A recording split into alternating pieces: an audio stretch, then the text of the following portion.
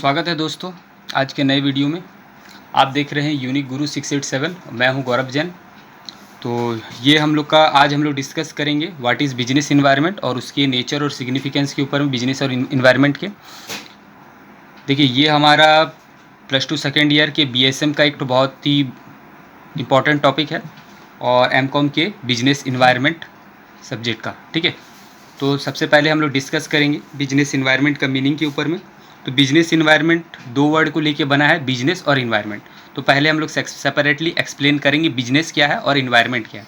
तो देखिए, बिजनेस क्या है। बिजनेस एक तो ह्यूमन एक्टिविटी है जो ह्यूमन बींग्स लोग करते हैं, और इसमें क्या होता है, ह्यूमन बींग्स के जो सारे एफर्ट है उसको यूनिफाइड किया जाता है, मतलब इकट्ठा किए जाते हैं जो अलग अलग लोगों की दरकार होती है। देखिए, बिजनेस क्या है, उसमें बहुत सारे तरह के एक्टिविटी होते हैं, उन सारे एक्टिविटी को जोड़कर ही एक बिजनेस को किया जा सकता है, जिससे हम लोग क्या होता है, वेल्थ को प्रोड्यूस किया जाता है। वेल्थ मतलब संपत्ति क्रिएट की जाती है, पैसा इनकम होता है और वो लोगों में बांटा जाता है। कैसे पैसा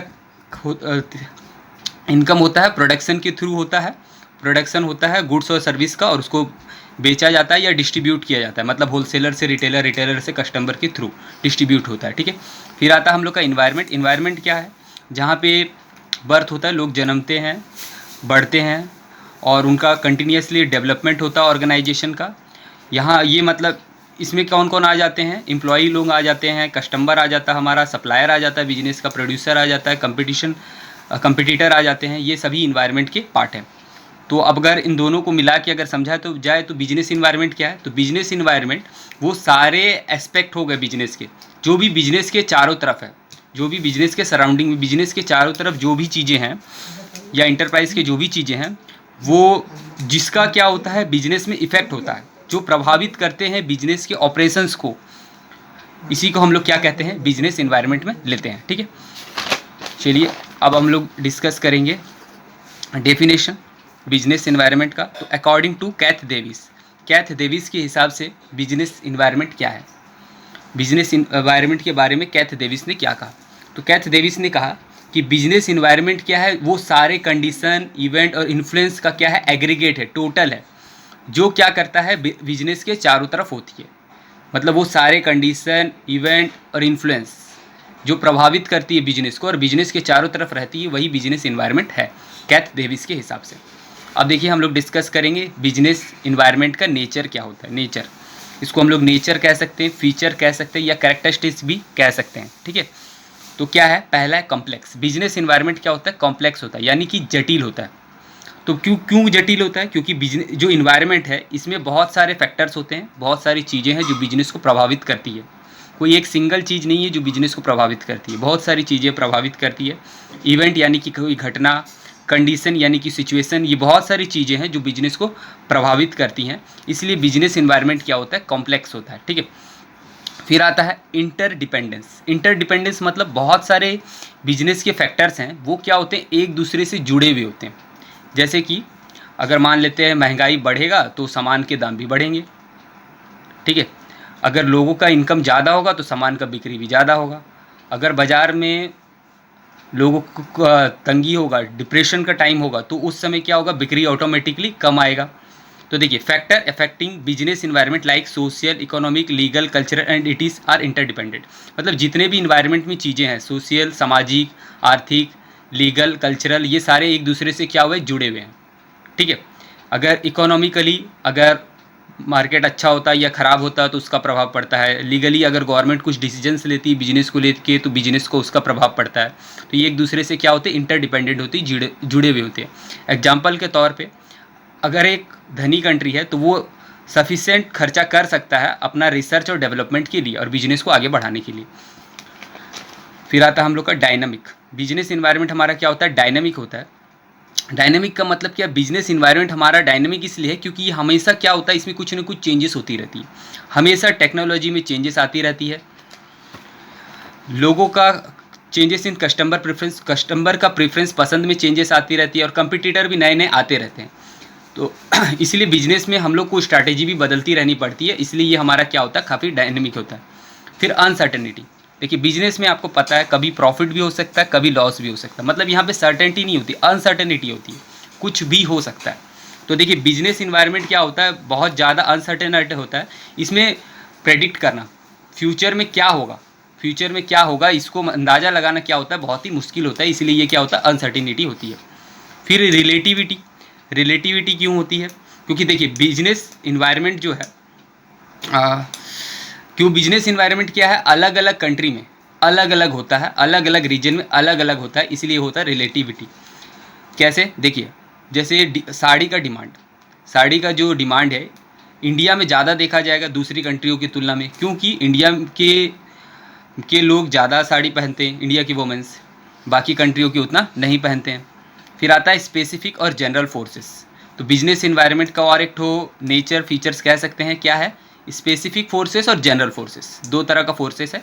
तो स्पेसिफिक फोर्सेस वो है जो इंडिविजुअल इंटरप्राइज को डायरेक्टली इफेक्ट करता है, मतलब कोई पर्टिकुलर इंटरप्राइज को ही प्रभावित करता है, ठीक है ना। और जनरल फोर्सेस वो फोर्स है जो सारे बिजनेस को प्रभावित करता है। जैसे कि एग्जांपल के तौर पे किसी कंपनी का मशीन ख़राब हो गया तो वो सिर्फ उसी कंपनी को प्रभावित करेगा, मतलब ये क्या है, स्पेसिफिक फोर्स है। और अगर क्या है, बाज़ार में मंदी होगा तो इसका प्रभाव क्या है, सभी बिजनेस को पड़ेगा, तो वो क्या हमारा जनरल फोर्सेस है, क्या है, जनरल फोर्सेस, ठीक है। तो ये था इसका कुछ नेचर। अब हम लोग डिस्कस करेंगे, हाँ और एक ठो नेचर बाकी है, क्या है, forecasting is not possible for all developments. अच्छा हाँ, देखिए बिजनेस में हमारा चेंजेस होते रहता है, डेवलपमेंट होते रहता है, उन सभी को फॉरकास्ट करना, मतलब सभी का जानकारी, मतलब पता लगा पाना, जांच कर पाना पॉसिबल नहीं हो पाता है। बहुत सारे डेवलपमेंट ऐसे होते हैं जो मतलब महंगाई जैसे बढ़ती है, कितना महंगाई बढ़ा, उसका कितना प्रभाव पड़ेगा, ये माप पाना क्या होता है, बहुत मुश्किल होता है। और ख़ास करके लंबे समय पे उस पर मार्केट का क्या प्रभाव पड़ेगा, बिजनेस इन्वायरमेंट का मार्केट में क्या प्रभाव पड़ेगा, ये मापना बहुत ही मुश्किल होता है। ये भी इसका एक ठो नेचर है। फिर हम लोग डिस्कस करेंगे सिग्निफिकेंस को हम लोग इंपॉर्टेंस भी बोल सकते हैं बिजनेस इन्वायरमेंट का। तो क्वेश्चन घुमा के भी पूछ सकता है, सिग्निफिकेंस के जगह आपको एग्जाम में इंपॉर्टेंस भी पूछ सकता है, तब भी आप सेम चीज़ ही लिखेंगे। तो क्या है, पहला identify opportunity and getting the first mover advantages. तो देखिए अगर बिजनेस इन्वायरमेंट के बारे में अगर हमको जानकारी होती है तो इसका हमें क्या फ़ायदा होता है, मतलब क्या दरकार है हमको बिजनेस इन्वायरमेंट की जानकारी होने का। देखिए अगर बिजनेस इन्वायरमेंट का हमको जानकारी होता है तो हम लोग क्या है, अपॉर्चुनिटी आगे चल के हमारा क्या चेंजेस आने वाला है, क्या अपॉर्चुनिटी हमको मिल सकती है, इसको हम समझ सकते हैं। और फर्स्ट मूवर एडवांटेज, हम पहले उसको फ़ायदा उठा सकते हैं। जैसे कि अगर कोई नया टेक्नोलॉजी आने वाला है, अगर हमको उसको अच्छे से हम जानकारी रख रहे बिजनेस इन्वायरमेंट का और हमको पहले से पता है कि ये चेंजेस आएंगी, तो हम पहले से उसका तैयारी कर सकते हैं। और अगर हम पहले उसका तैयारी करेंगे तो उसका मेरे को फ़ायदा मिलेगा। जैसे कि एंड्रॉयड जो आया था, वो एंड्रॉयड को पहले क्या है, इंडिया में नोकिया का मोबाइल ज़्यादा बिकता था, एंड्रॉयड को वो अडॉप्ट करने में देरी कर दिया, इसलिए उसका मार्केट क्या हो गया, बहुत ज़्यादा गिर गया। और दूसरी कंपनी सैमसंग वगैरह जैसे एप्पल वगैरह ने बहुत तेज़ी से इंडिया के मार्केट में कैप्चर किया, क्योंकि उन्होंने एंड्रॉयड को पहले अडॉप्ट कर लिया था। तो देखिए इन्वायरमेंट जो है, बहुत सारी अपॉर्चुनिटी आती है, तो इस बिजनेस इन्वायरमेंट के बारे में जानकारी रखने से हम क्या क्या अपॉर्चुनिटी आने वाला हम उसको समझ पाते हैं और पहले उसका फ़ायदा उठा पाते हैं। Identify threats and early warning signals. अच्छा, अगर कुछ थ्रेट्स है, कुछ डर है या कुछ दुर्घटना घट सकता है, तो इसका भी हमको क्या है, पहले से पता चल जाता है अगर हम बिजनेस इन्वायरमेंट को अच्छी तरीके से स्टडी करते हैं। देखिए हाँ, थ्रेट्स मतलब क्या हो गया, जो भी हमारा इन्वायरमेंट में, एक्सटर्नल इन्वायरमेंट में मतलब जो एक्सटर्नल इन्वायरमेंट मतलब इन्वायरमेंट का वो पार्ट जिसको हम कंट्रोल नहीं कर सकते, यानी इकोनॉमिकली, लीगली अगर कुछ चेंजेस आती है जिसका बिजनेस में प्रभाव पड़ता है, तो हम उसको रोक नहीं सकते, लेकिन उसके लिए तैयार रह सकते हैं। इससे हमको क्या होता है कि कम से कम नुकसान होता है, बिजनेस तैयार रहता है। तो मैनेजर क्या है कि जो थ्रेट्स है उसको समझ लेता है और समय रहता है उसका क्या है, तैयारी कर लेता है। Helping in कॉपिंग with rapid changes. अच्छा हाँ, कॉपी भी कर सकता है रैपिड चेंजेस। देखिए बिजनेस इन्वायरमेंट में क्या है, चेंजेस होती रहेगी, नए नए टेक्नोलॉजी आते रहेंगे। ज़रूरी नहीं है कि हर बार टेक्नोलॉजी हम ईजाद ही करें, कभी कभी हम क्या करते हैं, उसको कॉपी भी कर लेते हैं। कॉपी मतलब देखा देखी उसकी टेक्नोलॉजी को कॉपी कर लेते हैं, ठीक है। तो इससे फ़ायदा क्या है, देखिए बहुत सारे बिजनेस ऐसे होते हैं जो बड़े स्तर में किए जाते हैं, ज़रूरी नहीं है वही उस टेक्नोलॉजी को लाए हों, वो देखा देखी भी करते हैं। ठीक है। तो बिजनेस इन्वायरमेंट हमको पता होना चाहिए कि क्या नया टेक्नोलॉजी आ रहा है या हमारा कंपटीटर कौन सा नया टेक्नोलॉजी को लेके आ रहा है, उससे पहले हमको उस टेक्नोलॉजी को क्या करना होता है, अडॉप्ट करना होता है, नहीं तो हम उससे क्या हो सकते हैं, पीछे हो सकते हैं। तो देखिए इसमें हम लोग को वही चीज़ों का ध्यान रखना पड़ता है, ठीक है। Help in trapping useful resources, और हमारे इन्वायरमेंट में जो ज़रूरी रिसोर्सेस है, संसाधन है, उसको हम क्या कर पाते हैं, जान पाते हैं। जैसे कि क्या है, हर रिसोर्सेस हमारा इन्वायरमेंट का हर जगह नहीं मिलता है, कच्चा माल हर जगह नहीं मिलता है। जैसे कि लोहा पत्थर हमारा उड़ीसा झारखंड में ही, छत्तीसगढ़ में ही खास करके मिलता है। तो लोहा प्लांट हम लोग उड़ीसा झारखंड या छत्तीसगढ़ जैसे जगहों में ही लगा सकते हैं। तो हमको ये पता होना चाहिए कि हमारे आसपास के रिसोर्स क्या हैं और हम उसका क्या उपयोग कर सकते हैं, या हमको जो रिसोर्स की दरकार है वो हमें कहाँ मिल सकती है, ये हम चीज़ें भी हम समझ पाते हैं। फिर अगला हम लोग का इम्पॉर्टेंस है help in assigning in planning and policy formulation. अच्छा देखिए, बिजनेस इन्वायरमेंट के बारे में हमें जानकारी होता है तभी हम सही से प्लानिंग कर पाते हैं। अगर बिजनेस इन्वायरमेंट के बारे में हमको जानकारी नहीं है और अगर हम प्लानिंग करते हैं जैसे हर बार कर रहे थे उसी प्रकार से, तो बिजनेस इन्वायरमेंट में चेंजेस होने से हमारा सारा प्लानिंग क्या हो सकता है, बिगड़ सकता है और हमें नुकसान काफ़ी हो सकता है। तो प्लानिंग करने के लिए, पॉलिसी फॉर्मुलेशन, पॉलिसी बनाने के लिए भी हमें अच्छी तरीके से अपने इन्वायरमेंट में होने वाले चेंजेस को ध्यान में रखना पड़ता है। हेल्प इन इम्प्रूविंग परफॉर्मेंस, अपने परफॉर्मेंस को बढ़ाने के लिए देखिए नए नए मशीनरी टेक्नोलॉजी में इम्प्रूवमेंट होती रहती है, उसके थ्रू हम अपने परफॉर्मेंस को इम्प्रूव कर सकते हैं उन टेक्नोलॉजी को अडॉप्ट करके।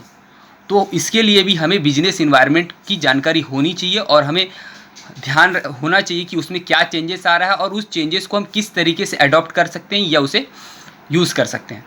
Thank you. अगर वीडियो अच्छा लगा तो लाइक कीजिए और अगर अभी तक हमारे चैनल को सब्सक्राइब नहीं किया है तो सब्सक्राइब कीजिए। Thank you.